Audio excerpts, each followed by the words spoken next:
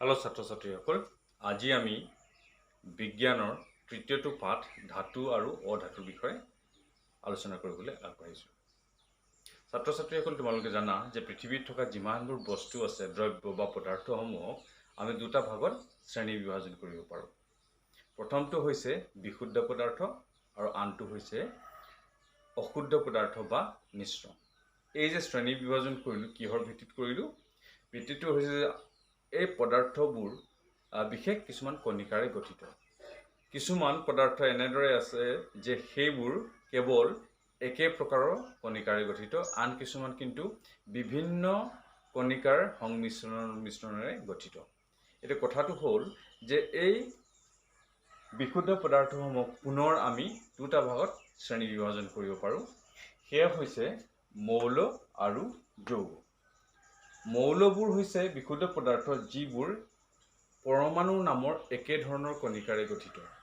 আনহাতে যৌগবোৰো হৈছে বিশুদ্ধ পদাৰ্থ যিবোৰ অণু নামৰ একে প্ৰকাৰৰ কণিকাৰে গঠিত। এই মৌলসমূহ পুনৰ আমি তিনিটা ভাগত শ্ৰেণী বিভাজন কৰিব পাৰোঁ। সেয়া হৈছে ধাতু, ধাতুকল্প আৰু অধাতু।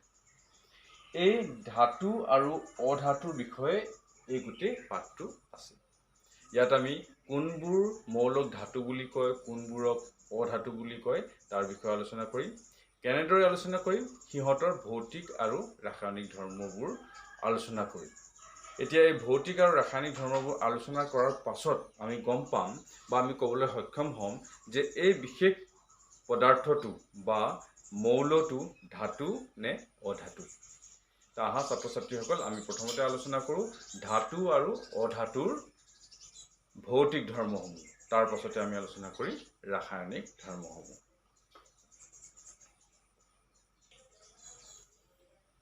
ছাত্ৰ ছাত্ৰীসকল, ধাতু আৰু অধাতু আমি আলোচনা কৰিবলৈ লৈছোঁ ইহঁত দুয়োটাৰ ভৌতিক ধৰ্মসমূহ। প্ৰথম ধৰ্মটো হৈছে ধাতুবোৰ, সকলোবোৰ ধাতু গোটা অৱস্থাত পোৱা যায়। কেৱল মাত্ৰ এটা ধাতু আছে যি তৰল অৱস্থাত পোৱা যায়। সেই তৰল অৱস্থাত পোৱা একমাত্ৰ ধাতুটো হৈছে পাৰা, যাক ইংৰাজীত আমি মাৰ্কাৰী বুলি কওঁ। আনহাতে অধাতু তিনিটা অৱস্থাত পোৱা যায়, অৰ্থাৎ গোটা অৱস্থাটো পোৱা যায়, তৰল অৱস্থাটো পোৱা যায় আৰু গেছীয় অৱস্থাটো পোৱা যায়। এয়াই হৈছে প্ৰথমটো পাৰ্থক্য। এতেকে আমি ক'ব পাৰোঁ সকলোবোৰ ধাতু গোটা। ব্যতিক্ৰম হৈছে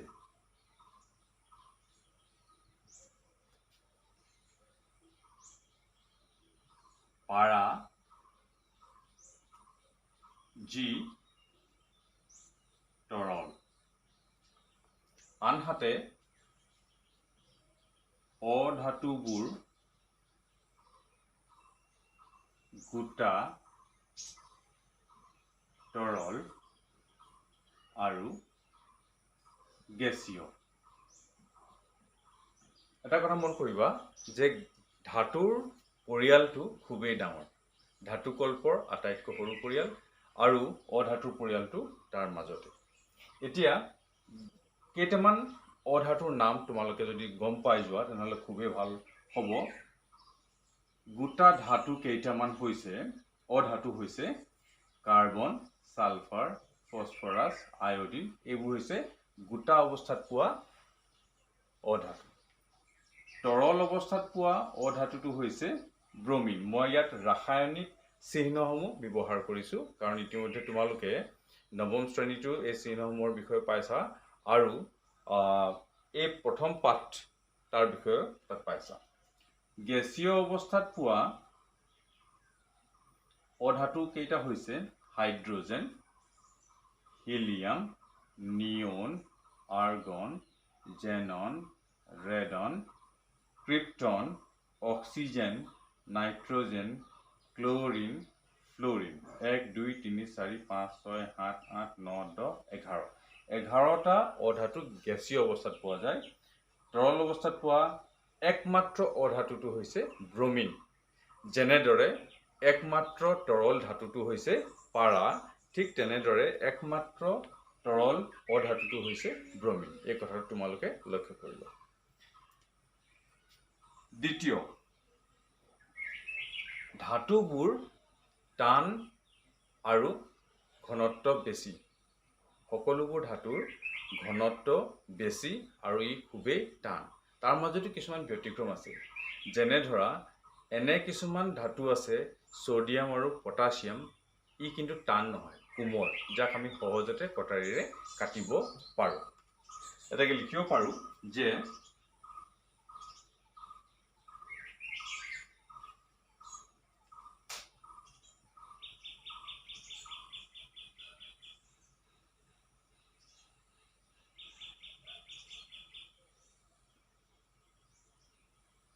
ধাতুবোৰ টান আৰু ঘনত্ব বেছি।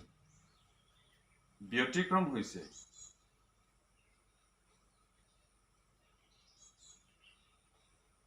ছ'ডিয়াম, পটাছিয়াম, যি কোমল, যাক আমি কটাৰীৰে কাটিব পাৰোঁ। আনহাতে অধাতুবোৰ হৈছে কোমল, অধাতুবোৰ টান নহয় আৰু ঘনত্বও বেছি নহয়। কিন্তু তাৰ মাজতে ব্যতিক্ৰম আছে।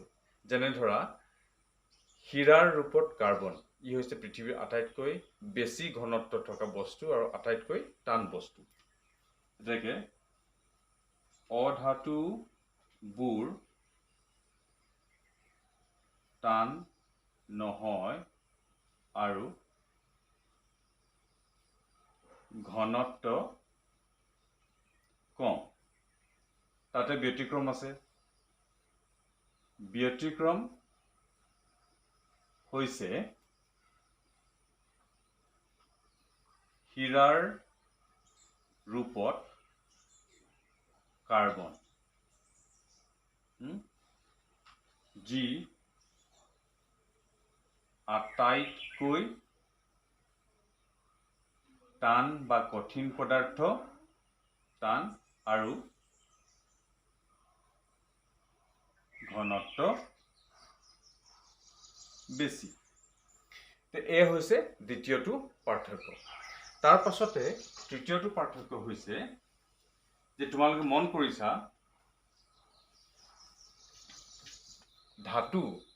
ধাতু বুলি কওঁতে লো আহে, সোণ আহে, ৰূপ আহে, এলুমিনিয়াম আহে, কেলছিয়াম আহে, বেৰিয়াম আহে, জিংক আহে, সীহ, লেড বুলি কওঁ যাক।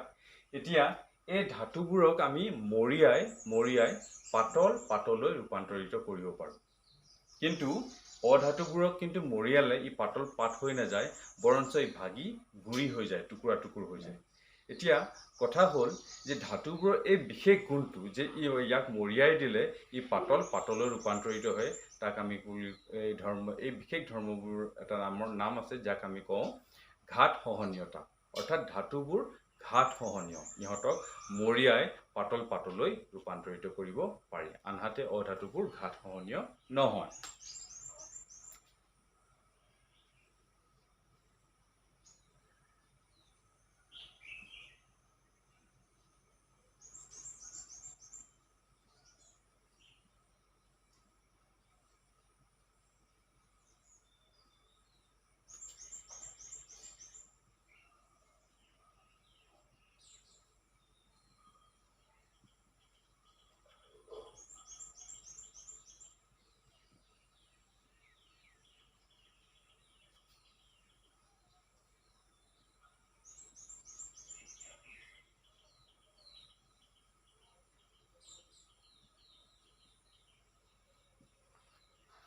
এতেকে ধাতুবোৰ ঘাত সহনীয়, অৰ্থাৎ ইহঁতক মৰিয়াই পাতলৈ ৰূপান্তৰিত কৰিব পাৰি। আনহাতে অধাতুবোৰ ঘাত সহনীয় নহয়।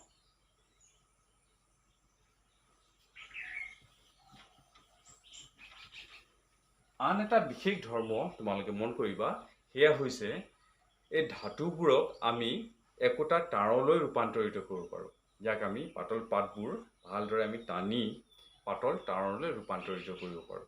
এই বিশেষ গুণটোৰ কথা নাম হৈছে নমনীয়তা, অৰ্থাৎ ধাতুবোৰ নমনীয়, ইহঁতক পাতল তাৰণলৈ ৰূপান্তৰিত কৰিব পাৰোঁ।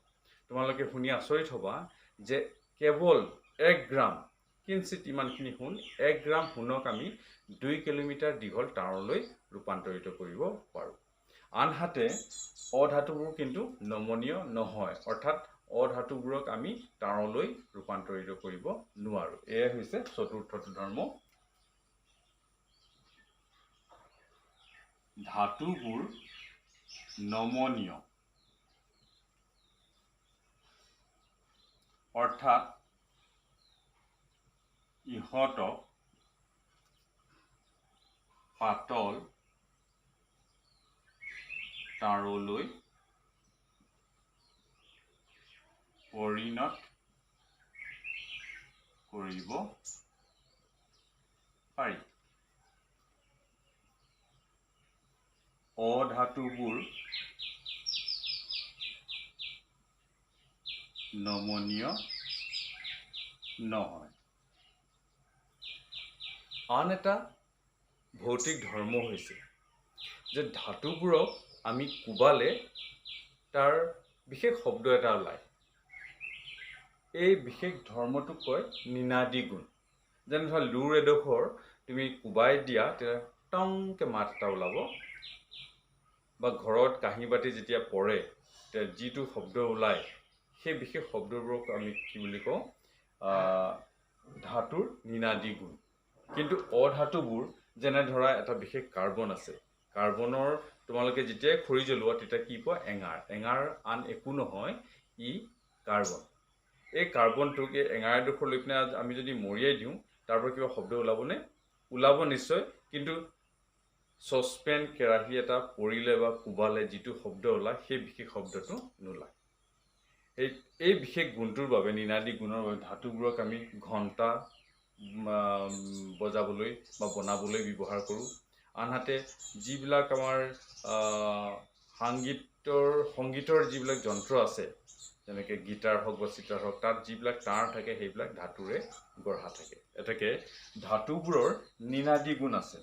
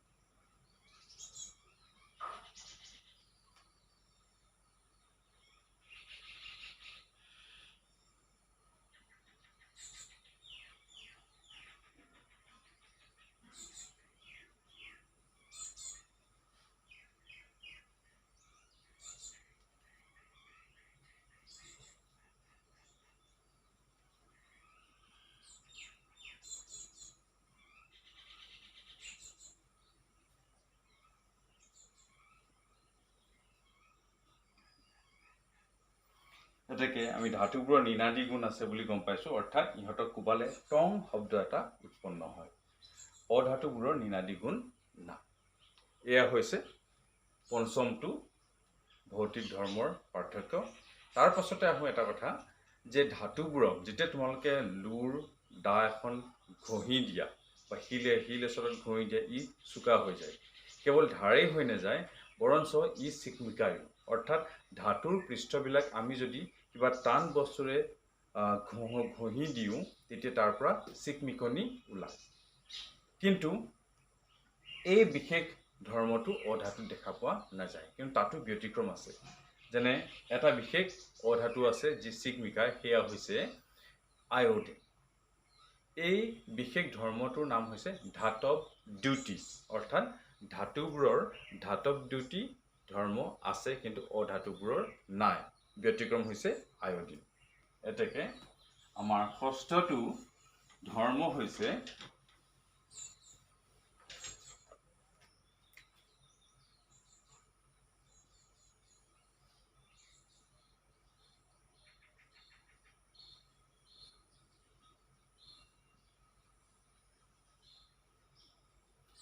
ধাতুবোৰৰ ধাতৱ দ্যুতি আছে অৰ্থাৎ ইহঁতক ঘঁহিলে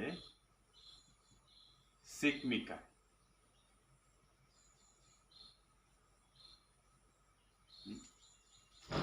অধাতুবোৰৰ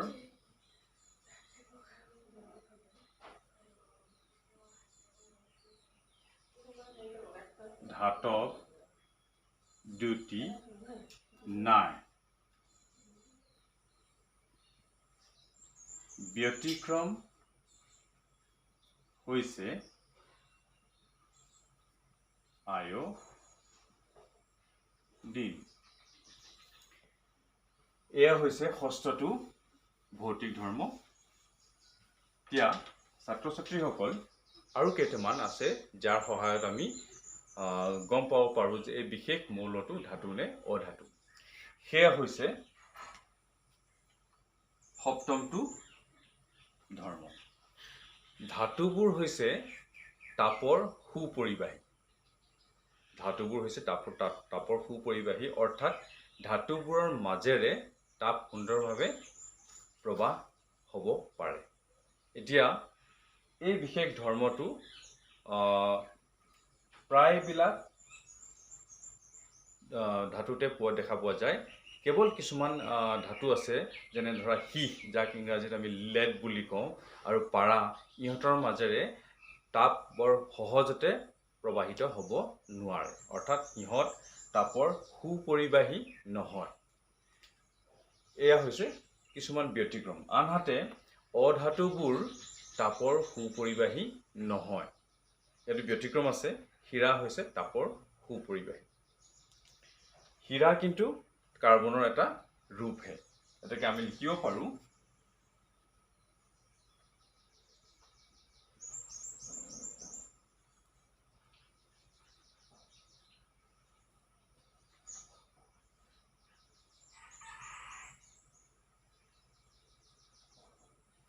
আটাইতকৈ ভাল তাপৰ সুপৰিবাহী ধাতু হৈছে ৰূপ তাৰ পাছতে হৈছে সোণ তাৰ পাছতে তাম এলুমিনিয়াম লু ইত্যাদি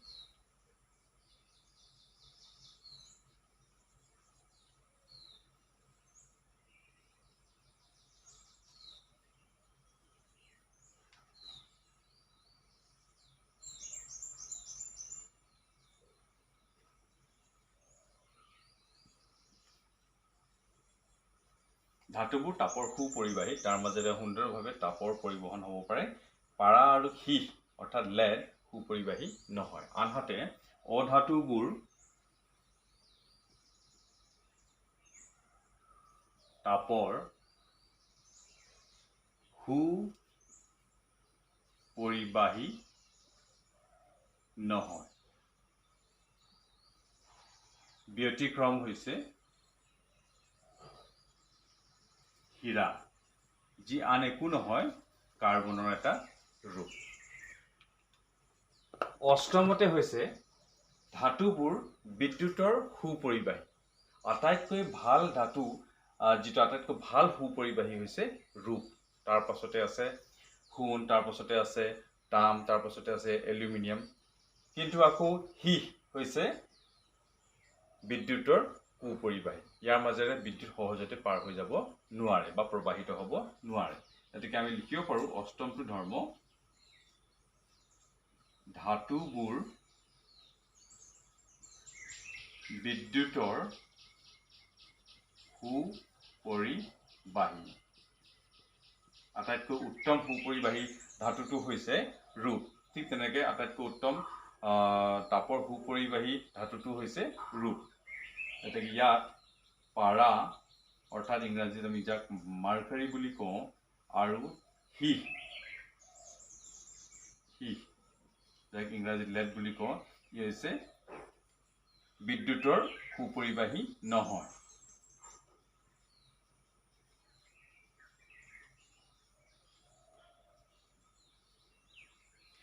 এতিয়া অষ্টমতে চাওঁ অধাতুবোৰ কিন্তু বিদ্যুতৰ সুপৰিবাহী নহয় তাতো ব্যতিক্ৰম আছে এটা বিশেষ অধাতু আছে যিটো আচলতে কাৰ্বন আৰু তাক আমি গ্ৰেফাইট বুলি কওঁ। সেই গ্ৰেফাইট হৈছে একমাত্ৰ অধাতু আছে কাৰ্বনৰ এটা ৰূপ যি বিদ্যুতৰ সুপৰিবাহী।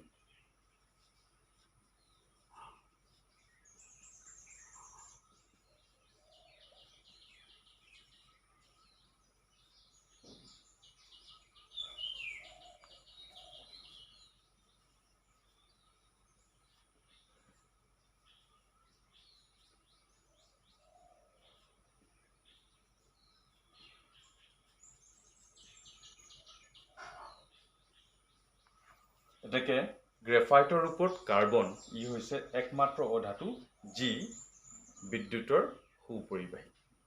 এতেকে বহুতখিনি ধৰ্মৰ বিষয়ে আলোচনা কৰিলোঁ। আৰু দুটামান বস্তু আছে বা ধৰ্ম আছে যাৰ বিষয়ে আমি আলোচনা কৰিব পাৰোঁ। সেয়া হৈছে গলনাংক আৰু উতলাংক। গলনাংক হৈছে কি? যিটো নিৰ্দিষ্ট তাপমাত্ৰাত এটা বস্তু বা পদাৰ্থ গলিবলৈ আৰম্ভ কৰে। আৰু কেতিয়া গলিবলৈ আৰম্ভ কৰে? যেতিয়া আমি তাপ প্ৰয়োগ কৰোঁ। যেনে ধৰা বৰফ গলিবলৈ আৰম্ভ কৰা তাপমাত্ৰাটো হৈছে 0 ডিগ্ৰী চেলচিয়াছ। লু এডোখৰ গলাই দিবলৈ হ'লে অৰ্থাৎ তৰল অৱস্থালৈ পৰিণত কৰিবলৈ হ'লে তাক আমি 1535 ডিগ্ৰী চেলচিয়াছ তাপমাত্ৰাত উত্তপ্ত কৰিব লাগিব। তেহে লু গলি তৰল অৱস্থালৈ ৰূপান্তৰিত হ'ব। এতেকে ধাতুবোৰৰ কিন্তু এই গলনাংক অত্যন্ত বেছি।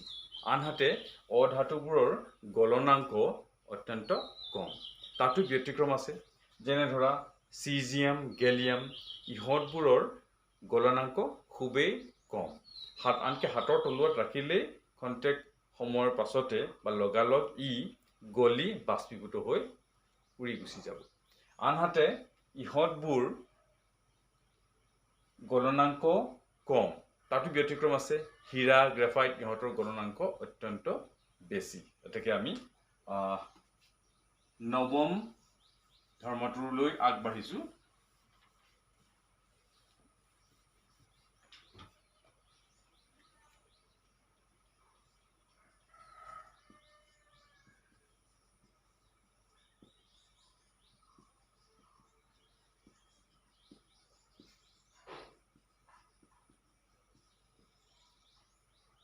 ধাতুবোৰৰ গলনাংক বেছি, অধাতুবোৰৰ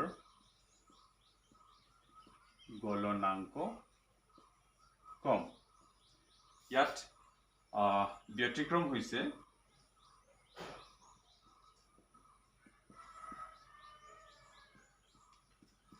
গেলিয়াম Ga আৰু চিজিয়াম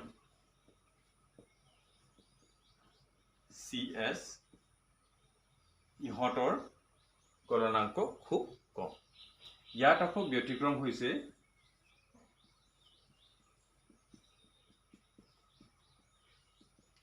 হীৰা যি আন একো নহয় কাৰ্বন আৰু গ্ৰেফাইট যিটো এটা কাৰ্বন। এতেকে ধাতু আৰু অধাতুৰ গলনাংকৰ বিষয়ে আমি আলোচনা কৰিলোঁ। তাৰ পাছতে আছে উতলাংক। উতলি যোৱাৰ অংক বুলি কওঁতে আমি সংখ্যা বুজো। আচলতে উতলাংক এই এটা নিৰ্দিষ্ট তাপমাত্ৰাত যেতিয়া এটা তৰল পদাৰ্থ উতলিবলৈ আৰম্ভ হয়, অৰ্থাৎ ই উতলি বাষ্পীভূত হৈ যায়। এই যে তৰল অৱস্থাৰ পৰা গেছীয় অৱস্থালৈ যাবলৈ বা পৰিণত হ'বলৈ যিটো নিৰ্দিষ্ট তাপমাত্ৰা থাকে তাকে আমি উতলাংক বুলি কওঁ। আৰু সাধাৰণতে তৰল বস্তুৰহে উতলাংক থাকে আৰু গোটা বস্তুৰ গলনাংক থাকে। এতিয়া এই ধাতুবোৰৰ উতলাংক বেছি, অৰ্থাৎ ইহঁতক গলাবলৈকে টান, খুব বেছি তাপমাত্ৰাৰ প্ৰয়োজন হয়। সেই গলাৰ পিছত আকৌ সেই তৰল অৱস্থাৰ পৰা পুনৰ গেছীয় অৱস্থালৈ নিবলৈ আৰু বেছি তাপমাত্ৰাৰ প্ৰয়োজন হয়। আনহাতে অধাতুবোৰৰ উতলাংক কম। এতেকে আমি ইয়াত উল্লেখ কৰিব পাৰোঁ যে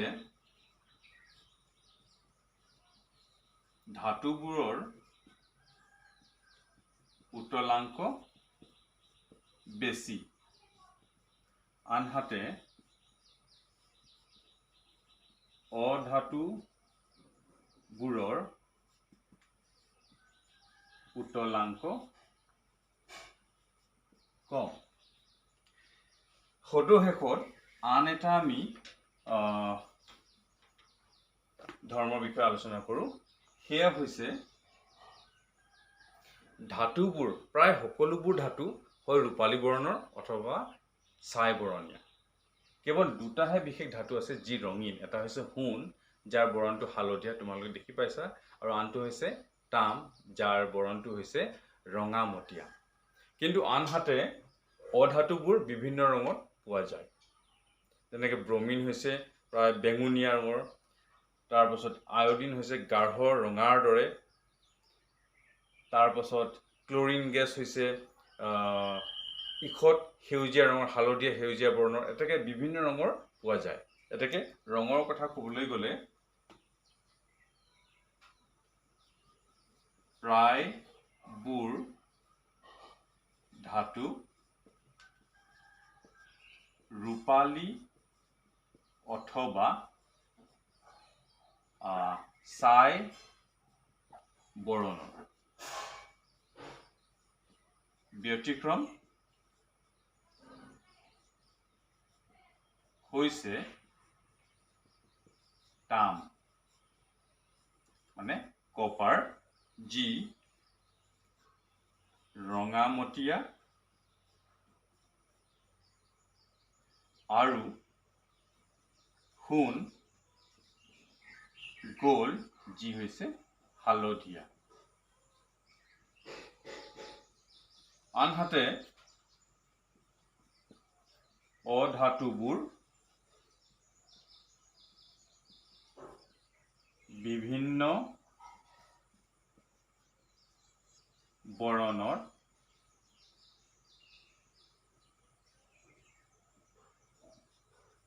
পোৱা